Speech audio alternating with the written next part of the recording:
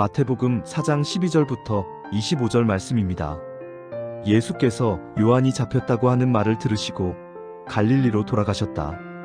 그리고 그는 나사렛을 떠나 스불론과 납달리 지역 바닷가에 있는 가버나움으로 가서 사셨다. 이것은 예언자 이사야를 시켜서 하신 말씀을 이루시려는 것이었다. 스불론과 납달리 땅, 요단 강 건너편, 바다로 가는 길목, 이방 사람들의 갈릴리, 어둠에 앉아있는 백성이 큰 빛을 보았고 그늘진 죽음의 땅에 앉은 사람들에게 빛이 빛이었다. 그때부터 예수께서는 회개하여라, 하늘 나라가 가까이 왔다 하고 선포하기 시작하셨다. 예수께서 갈릴리 바닷가를 걸어가시다가 두 형제, 베드로라는 시몬과 그와 형제간인 안드레가 그물을 던지고 있는 것을 보셨다. 그들은 어부였다. 예수께서 그들에게 말씀하셨다. 나를 따라오너라. 나는 너희를 사람을 낚는 어부로 삼겠다. 그들은 곧 그물을 버리고 예수를 따라갔다. 거기에서 조금 더 가시다가 예수께서 다른 두 형제 곧 세베대의 아들 야고보와 그의 동생 요한을 보셨다. 그들은 아버지 세베대와 함께 배에서 그물을 깁고 있었다. 예수께서 그들을 부르셨다. 그들은 곧 배와 자기들의 아버지를 놓아두고 예수를 따라갔다. 예수께서 온 갈릴리를 두루 다니시면서 그들의 회당에서 가르치며 하늘나라의 복음을 선포하며 백성 가운데서 모든 질병과 아픔을 고쳐주셨다. 예수의 소문이 온 시리아에 퍼졌다. 그리하여 사람들이 갖가지 질병과 고통으로 앓는 모든 환자들과 귀신 들린 사람들과 간질병 환자들과 중풍병 환자들을 예수께로 데리고 왔다. 예수께서는 그들을 고쳐주셨다. 그리하여 갈릴리와 데가볼리와 예루살렘과 유대와 요단 강 건너편으로부터 많은 무리가 예수를 따라왔다. 네, 샬롬. 오늘도 말씀 앞에 나오신 여러분을 축복합니다. 우리는 지난 시간 마태복음 3장에서 예수님께서 세례를 받으시는 장면을 함께 보았습니다. 예수님께서 세례를 받으실 때 어떠한 일이 일어났었죠? 네, 비둘기 같은 성령이 임하며 하나님께서 예수 그리스도가 하나님의 아들이심을 말씀하시는 마치 왕의 대관식과 같은 일이 일어났습니다. 이 사건 이후 우리는 예수님께서 이제 하늘의 권세를 가지고 이 땅에서의 사역을 행하실 것이라는 어떤 기대감을 가지게 되었을 것입니다.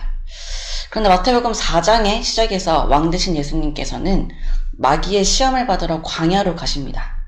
그리고 그 광야에서 예수님께서는 3번의 시험을 받으시죠. 마귀의 시험 앞에서 예수님께서 어떠한 결과를 우리에게 보여주셨습니까? 네, 모든 시험 앞에 하나님의 말씀으로 이기시는 승리를 보여주셨습니다. 그런데 여러분, 예수님께서는 하나님의 아들이시죠. 예수님은 신이십니다. 그렇다면 그저 아무 과정 없이 하늘의 권세를 가지고 이 땅에서 우리에게 우리의 왕되심을 보여주시면 되는데 왜 세례를 받으시고 광야에서 시험까지 받으셔야 했을까요? 세례와 광야에서의 시험 모두 예수님께서는 불필요한 일이었습니다. 그냥 예수님께서는 신의 모습이 아니라 우리와 같은 인간의 몸을 입고 가장 천한 마국간에서 태어나셔서 우리에게 오실 것과 같이 이 모든 것들도 우리를 위함이셨습니다. 죄인은 우리가 앞으로 세례를 통해 거듭나야 함을, 또한 앞으로 우리에게 닥칠 마귀의 시험을 예수님과 같이 하나님의 말씀으로 이겨야 함을 예수님께서 먼저 보여주신 것입니다. 이처럼 예수님께서는 하늘 저 높은 곳에서 우리를 내려다보시며 우리 위에 군림하시는 것이 아니라 우리가 사는 이 땅 가운데로 오셔서 우리가 걸어가야 할 구원의 길을 알려주시는 분이십니다. 오늘 본문에서도 우리 인생 가운데 찾아오신 예수님의 모습이 기록되어 있습니다. 먼저 12절을 봅시다. 12절에서 마태는 예수님의 길을 예비했던 세례 요한이 이 헤롯 왕에게 잡혀서 이제 옥에 갇혀 있다고 짧게 기록하고 있습니다. 헤롯 왕에게 잡힌 세례 요한은 결국 죽게 될 것입니다. 근데 마태는 이 세례 요한이 투옥됐다는 얘기 이후에 예수님의 사역에 대한 어떤 본격적인 이야기를 시작하는데요. 이러한 어떤 문맥의 흐름을 봤을 때 이제 예수님의 그림자였던 세례 요한의 사역은 끝이 나고 이제 예수님, 정말 빛으로 오신 예수님께서 이 땅에서의 사역을 본격적으로 시작하실 것임을 알리고 있는 것입니다. 13절, 이러한 세례 요한의 소식을 들으신 예수님께서는 갈릴리로 가시죠. 예수님의 고향은 갈릴리 나사렛이셨는데 13절에 보니 나사렛을 떠나서 가버나움으로 이제 사역지를 옮기셨다고 기록하고 있습니다. 이 나사렛에서 가버나움으로 옮기신 어떤 동기는 우리가 분명히 알 수 없지만 가버나움에 예수님이 필요했던 것은 분명합니다. 왜냐하면 13절의 말씀처럼 나사렛은 스불론 지파의 기업이었고 가버나움은 납달리 지파의 기업이었습니다. 이것을 더 이해하기 위해서는 14절부터 16절 더 읽어야 되는데요. 14절 예수님께서 가버나움으로 가신 것은 이사야의 말씀을 이루려 하심이었습니다. 15절 스불론 땅과 납달리 땅과 요단강 저편 해변길과 또 이방인 갈릴리 이 지역들은 과거에 혹독한 압제와 재난을 당했던 곳이었습니다. 그러니까 아수르가 북이스라엘을 침공했을 당시에 이 스불론과 납달리 땅을 점령했고 그것 주민을 아수르로 잡아가기도 했습니다. 그러니까 이후에 이 이스라엘의 12지파는 이러한 사건들을 통해 서서히 무너지기 시작하죠. 가버나움이 바로 이런 곳이었다는 것입니다. 이스라엘이 무너지기 시작한 곳, 찬빛을 절대 필요로 하는 흑암의 지대, 가장 멸시받고 영적으로 가장 비참한 상태에 놓인 갈릴리 지역. 예수님께서는 바로 이곳에서 메시아 사역을 시작하셨습니다. 그리고 예수님께서 가버나움으로 가심으로 인해서 16절 흑암에 앉은 백성이 큰 빛을 보고 사망의 땅과 그늘에 앉는 자들에게 빛이 빛이었다는 이사야의 말씀이 성취됩니다. 네, 바로 이것이 가버나움이 예수님을 필요로 했던 이유이죠. 이전 예수님께서는 이스라엘이 실패한 그 자리에서 회개를 선포하시며 공생애를 시작하십니다. 그런데 여러분 이러한 예수님의 찾아오심, 예수님의 일하심은 우리 삶에도 마찬가지입니다. 우리 인생에 찾아오신 예수님은 우리 인생의 가장 낮은 곳에 우리가 무너진 곳에 우리가 실패한 그 자리에 찾아오시는 분이십니다. 그리고 우리의 어둠에 말씀의 빛을 비추시며 우리를 다시 회복하시는 분이십니다. 그렇게 예수님이 찾아오신 인생에는 소망이 있습니다. 진정 예수님이 찾아오신 인생에 소망이 있음을 마태는 18절부터 우리에게 이렇게 이야기합니다. 18절에 보니 가버나움에 살고 있던 베드로와 안드레, 야고보와 요한이 등장합니다.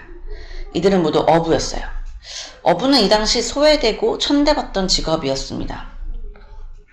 그러니까 예수님께서는 사역의 시작을 예루살렘이 아닌 가버나움에서 하신 것도 모자라서 자신의 제자도 어떤 명망 있는 학자나 부유층이 아니라 이 당시 가장 소외되고 천대받는 자들을 택하셔서 제자를 삼으셨다는 것입니다. 그리고 이들에게 이렇게 말씀하십니다. 19절 나를 따라오라. 내가 너희를 사람을 낚는 어부가 되게 하리라. 여러분 이후 이들은 예수님의 공생의 3년 동안 예수님의 가장 가까운 곳에서 말씀을 듣고 가르침을 받는 수제자들이 되었습니다. 여러분 예수님께서 우리의 소망 되시는 것은 이처럼 예수님이 오신 곳들은 모두 가장 낮은 곳들이었기 때문입니다. 세상은 우리에게 그럴듯한 기준을 가지고 능력을 가지고 우리 스스로 노력하여 성공의 자리로 높은 자리로 찾아오라고 합니다. 예수님께서는 우리에게 아무 능력이 없을 때, 소망이 다 무너져 있을 때, 절망 속에 있을 때, 가장 낮은 곳에 헤매이고 있을 때 친히 그 낮은 곳으로 찾아와 우리에게 말씀하시는 분이십니다. 그리고 우리의 삶에 빛을 비추시며 우리를 구원하시는 예수님을 따라오라고 하시는 분이십니다. 여러분 지금 어떠한 삶을 살고 계십니까? 인생의 가장 낮은 때, 인생의 가장 어두운 때를 지나고 계십니까? 세상과 비교하여 인생이 초라해 보이고 보잘것없어 보이십니까? 세상이 말하는 어떤 기준들을 채우려고 노력하고 있지만 높은 곳을 바라볼수록 더 낮게만 보이는 자신의 인생을 비관하고 계십니까? 그때가 바로 예수님이 여러분들의 인생에 역사하실 때입니다. 예수님의 사역이 가버나움에서 어부들을 통해 시작되었듯 예수님께서는 우리 인생을 통해 일하실 것입니다. 그때 우리에게 요구되는 것은 단 하나, 제자들이 그물을 버려두고 예수님을 따랐듯 우리가 붙잡고 있는 세상의 가치와 방법들을 내려놓는 것입니다. 세상의 지혜로는 우리 인생을 변화시킬 수 없습니다. 세상의 가치로도, 세상의 어떠한 물질로도 우리 인생을 변화시킬 수 없습니다. 세상 안에서는 어떤 영원한 소망도 꿈꿀 수 없습니다. 세상은 앞으로 나아가려는 우리를 계속 좌절시키고 절망시킬 것이기 때문입니다. 그렇게 우리는 오직 하나님의 아들로 오신 예수님의 능력을 믿으며 그분을 따를 때 우리 인생이 변화되는 것을 경험하게 될 것이고 세상에 줄 수 없는 영원한 소망, 영원한 기쁨을 발견하게 될 것입니다. 사랑하는 여러분, 인생의 어느 계절을 지나고 계시든지 예수님께 소망을 두시기를 원합니다. 인간의 몸을 입고 가장 낮은 곳으로 오셔서 가장 낮은 모든 것들을 몸소 경험하신 그 예수님께 여러분들의 마음을 두시기를 소망합니다. 그분은 여러분들의 인생을 찾아가 두드리실 때 세상의 상처에도 세상을 붙잡는 미련한 자들이 아니라 예수 그리스도를 따름으로 우리 인생에 참빛을 비추시는 예수 그리스도를 경험하시기를 소망합니다. 함께 기도합시다. 하나님, 오늘도 말씀으로 하루 시작하게 하시니 감사드립니다. 하나님, 예수님께서 우리의 인생을 구원하시기 위해 오셨다는 것이 진리인 것은 예수님의 삶을 보면 알 수 있는 것 같습니다. 어느 종교의 신처럼 우리 위에 군림하며 그저 명령하는 것이 아니라 예수님께서는 하늘 보좌를 버리시고 우리 삶에 직접 찾아오셨습니다. 그리고 소위 세상이 말하는 성공한 자리에서 성공한 자들과 함께 하신 것이 아니라 가장 낮은 곳에서 가장 낮은 자들과 함께 하셨습니다. 예수님이 오신 그 자리가 우리 인생의 자리입니다. 그렇게 우리 인생에는 소망이 있습니다. 가버나움에서 제자들을 통해 일하셨던 것처럼 우리 인생에 찾아와 우리 인생을 통해 일하실 예수님을 기대합니다. 세상은 낮은 자리에 낮은 모습으로 오신 예수님을 믿지 않고 오히려 멸시하였으나 우리는 압니다. 가장 높은 곳에 계신 왕이신 예수님께서 우리 가운데 오셨음을, 우리가 이 믿음을 가지고 예수님을 바라보며 세상의 가치를 내려놓고 예수님의 말씀을 따라 살아가게 하여 주옵소서. 그리하여 우리 인생에 비추시는 참빛, 참 소망을 경험하길 원합니다. 오늘 하루 각자의 삶으로 나아가는 청년들의 발걸음이 있습니다. 각자 삶의 환경과 모습은 다르지만 각자의 삶에 임하시는 예수 그리스도를 만나게 하여 주시고 우리 인생을 통해 일하시는 예수님을 경험하게 하여 주옵소서. 감사합니다. 우리를 사랑하사 친히 우리 삶에 찾아오신 예수 그리스도의 이름으로 기도드립니다. 아멘.